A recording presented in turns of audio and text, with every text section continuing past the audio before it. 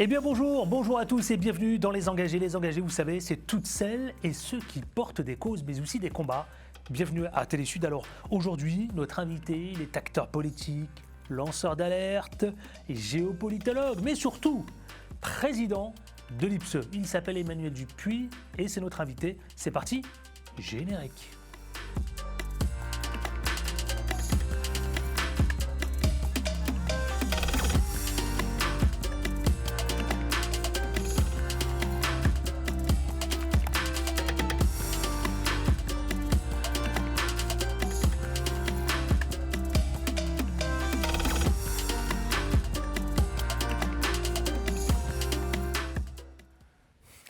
Il est avec nous, il est complètement engagé justement et depuis quelques jours, depuis quelques mois, que dis-je, Emmanuel Dupuis, depuis des années. Emmanuel Dupuis, bonjour Monsieur le Président. Bonjour Adil.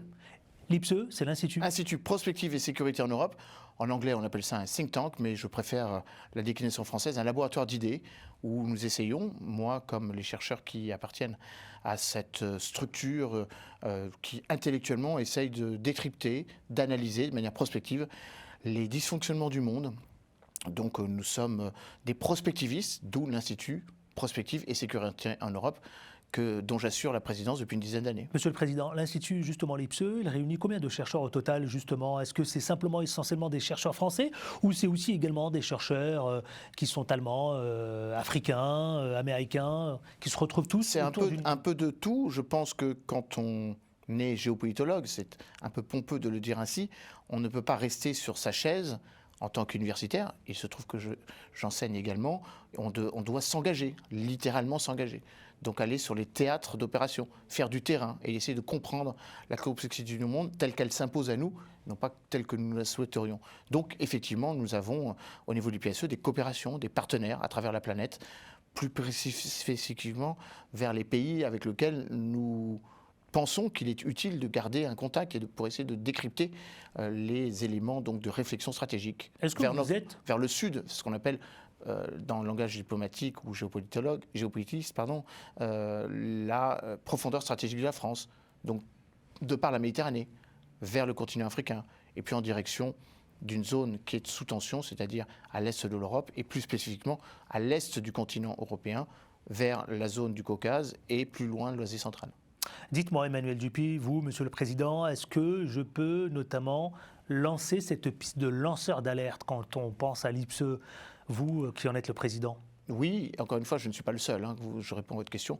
Il y a à peu près une vingtaine de chercheurs qui gravitent autour des IPSE.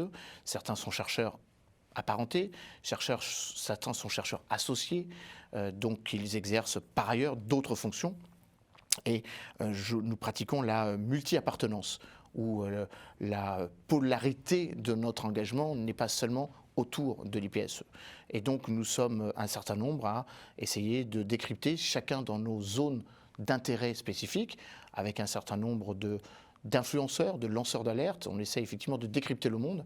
On fait souvent référence à ce qu'on appelle des... Tous engagés, tous engagés sur des questions à la fois sociétales, à la fois... Essayant de l'être, essayant d'être reconnus pour leur engagement, et respectés pour leurs compétences et pour les sujets sur lesquels ils influencent, et notamment en direction du continent africain, qui est forcément un endroit où les chercheurs français doivent être beaucoup plus vigilants qu'ils n'ont été jusqu'à présent, pour essayer de comprendre les dynamiques profondes. Eh bien justement, Monsieur le Président, on va en parler parce que le je t'aime moi non plus, vous pensez à quelqu'un?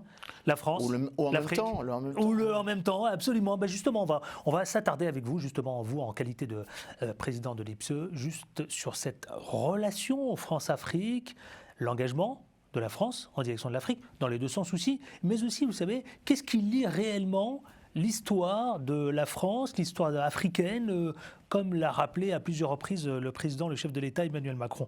Si vous voulez bien, on va démarrer avec une longue série de sujets d'actualité, notamment le passage, le déplacement du chef de l'État Emmanuel Macron en Afrique. Ça vous va?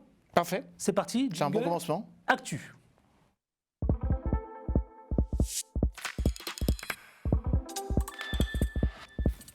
Je le disais, le président de la République française, Emmanuel Macron, était en déplacement en terre africaine pendant quelques jours. Alors, il y avait un objectif. Le but, c'était de confirmer la rupture de cette relation France-Afrique.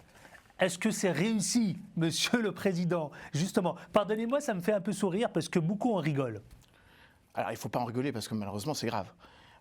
Très grave. En tout cas, la situation... C'est tendu.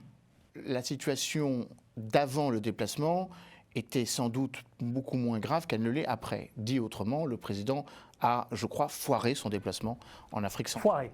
Je pense. Vous mesurez vos propos. Oui, foiré. Pour plusieurs raisons. Je vais essayer de m'expliquer quand même, pour que les choses soient claires. Le président Emmanuel Macron, avant de faire ce déplacement en Afrique centrale, avait à l'Élysée, quelques jours avant, précisément 2 jours avant, expliqué ce qu'il allait faire au Gabon, en République démocratique du Congo, au Congo, dit Congo-Brazzaville, et en Angola. C'est-à-dire réinventer la relation, vous l'avez dit Adil, entre la France et le continent africain. Dans une zone où la France était attendue et Quand vous dites zone, c'est l'Afrique centrale. L'Afrique centrale. D'accord. Sur l'ensemble du continent, par rapport à nos anciennes colonies, par rapport à ce qu'on appelle notre précaré, ou ce qu'on appelait aussi les pays du champ, c'est-à-dire les pays avec lesquels la relation économique était plus favorisée, parce que nous avions une relation organique, historique, par rapport à la colonisation.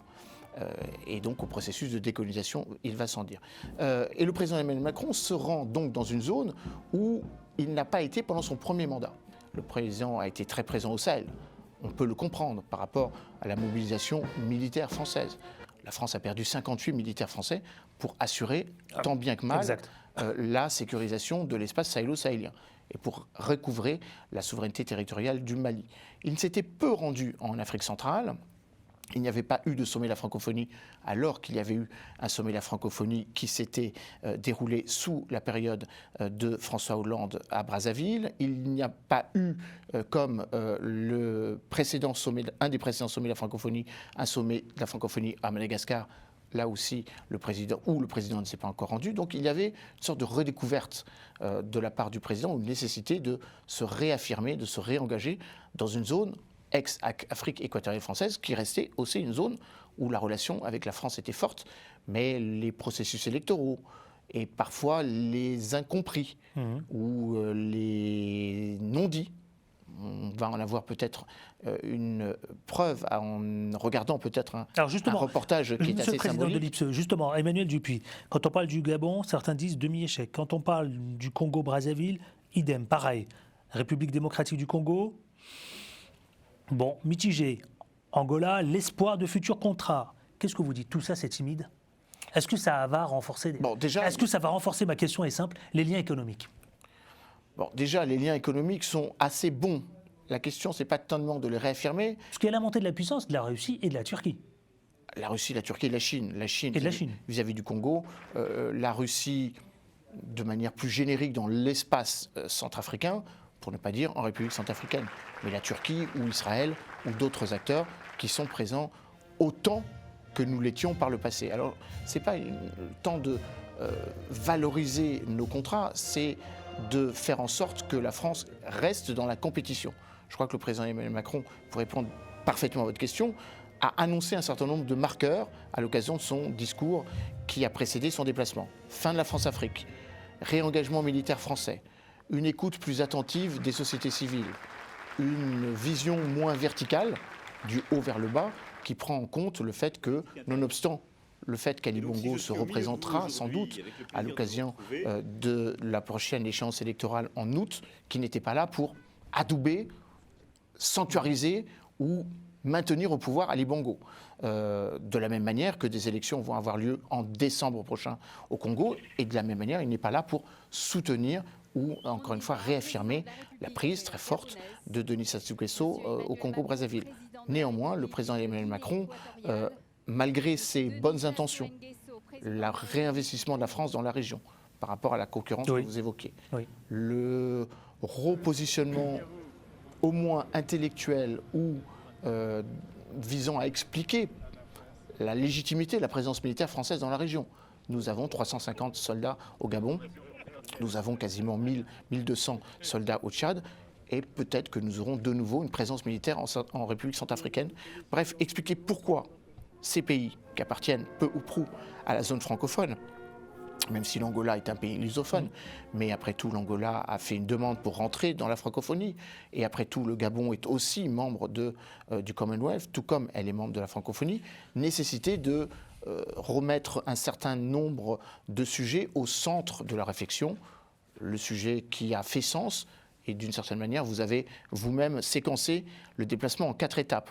Rapidement, le Gabon, plutôt une réussite parce qu'il n'était moins question de politique intérieure et moins question de relations franco-gabonaises, mais davantage autour du One Forest Summit, de la mobilisation internationale autour des bassins du fleuve Congo.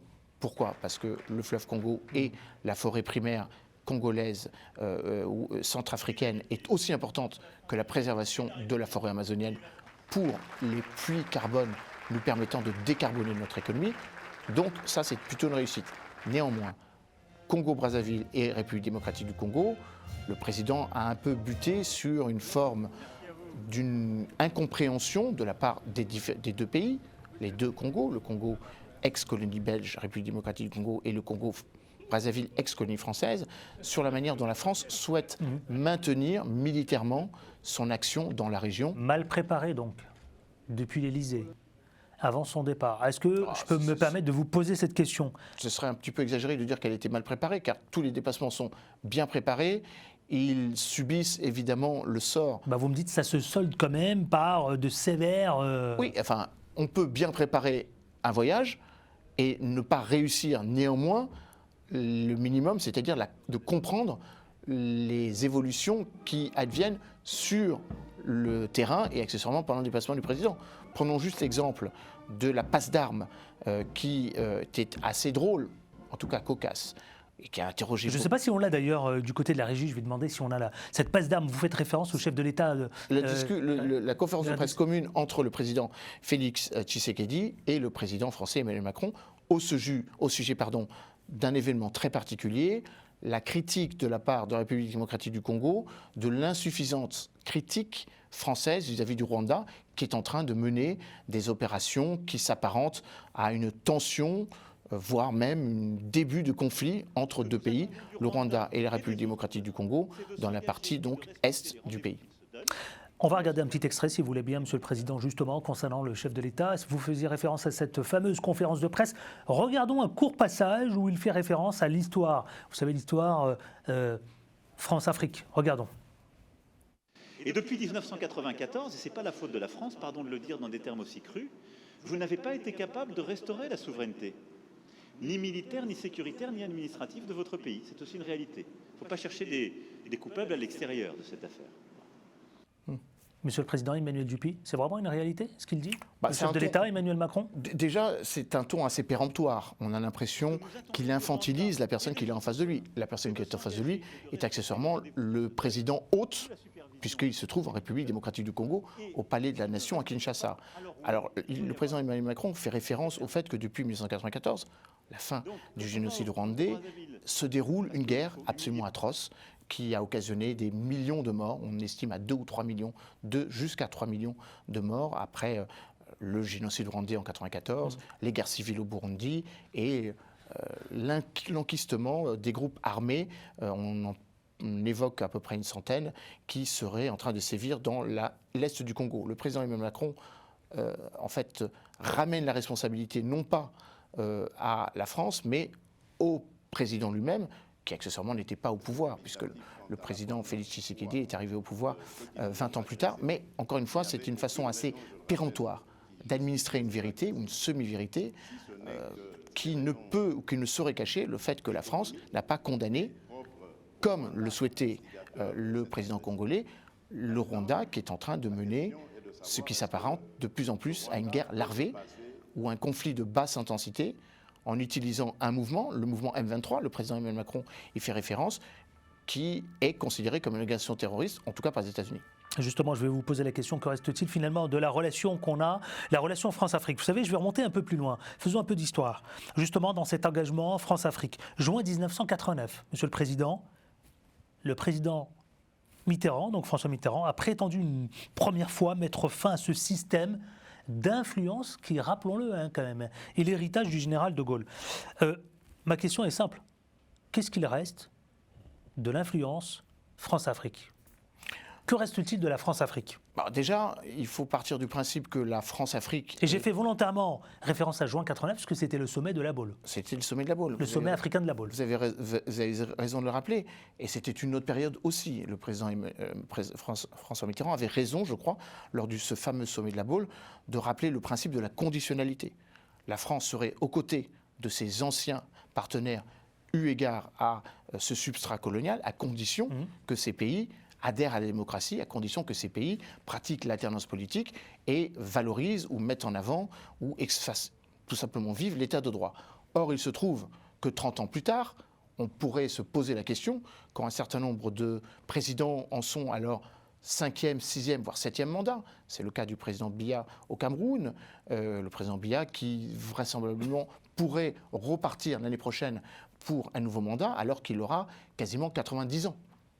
Donc on peut évidemment se poser la question de savoir si la démocratie est vraiment si vivace et très vivante, comme le disait le président Mitterrand en 90.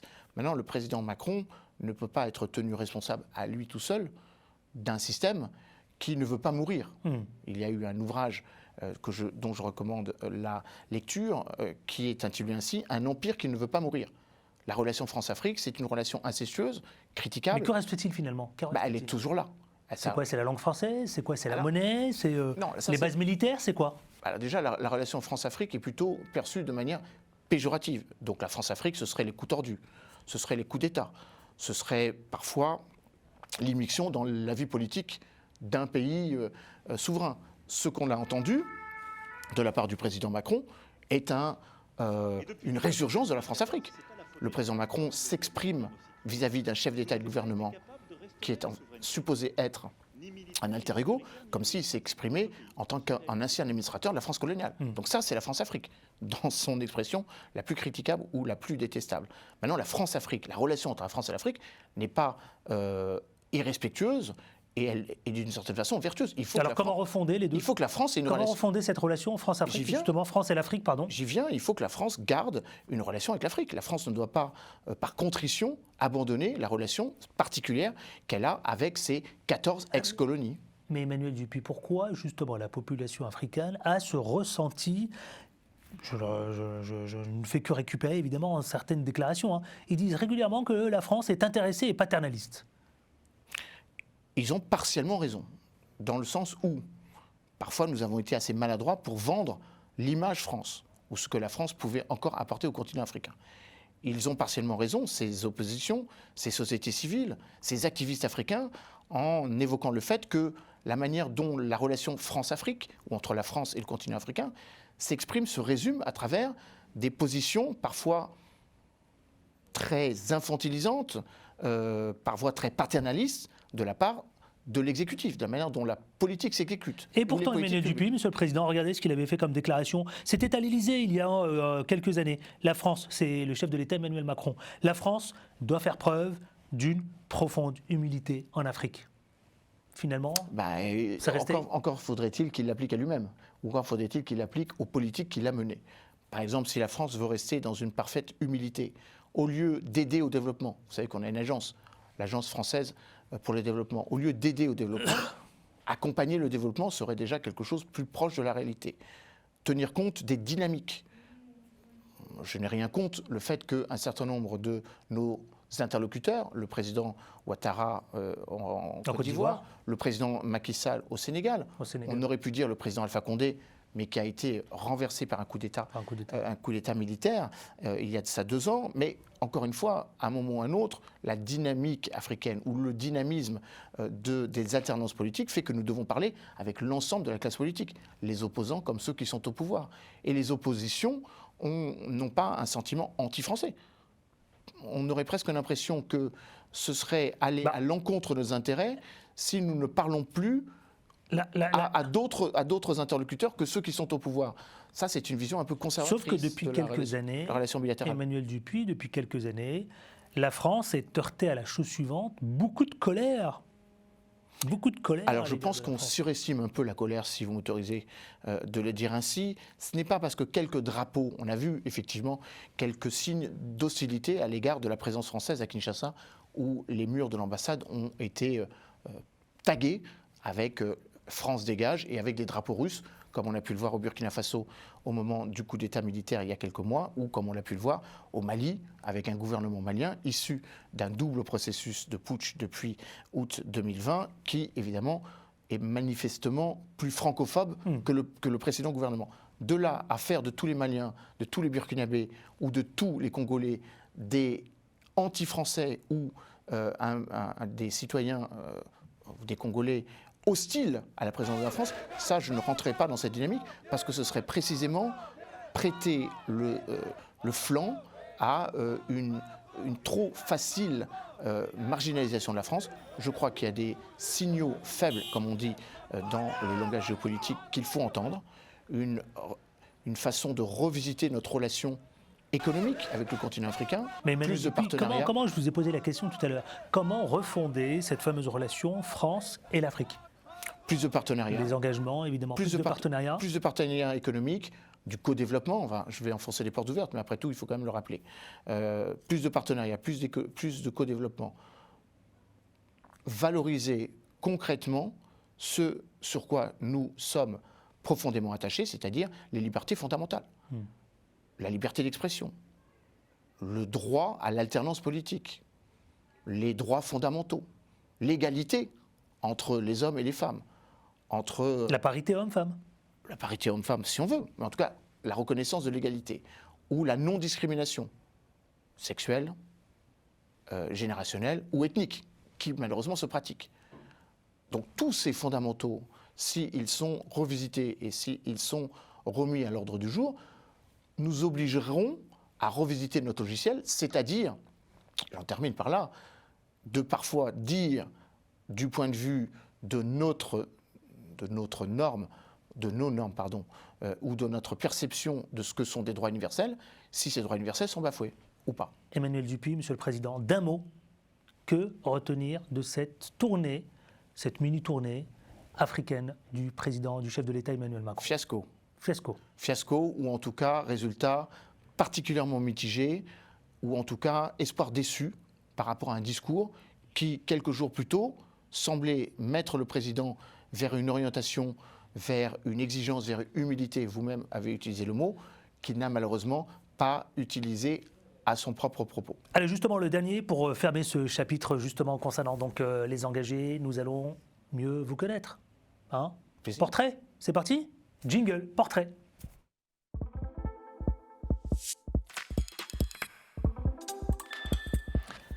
Là, je ne m'adresse pas au président de l'IPSE.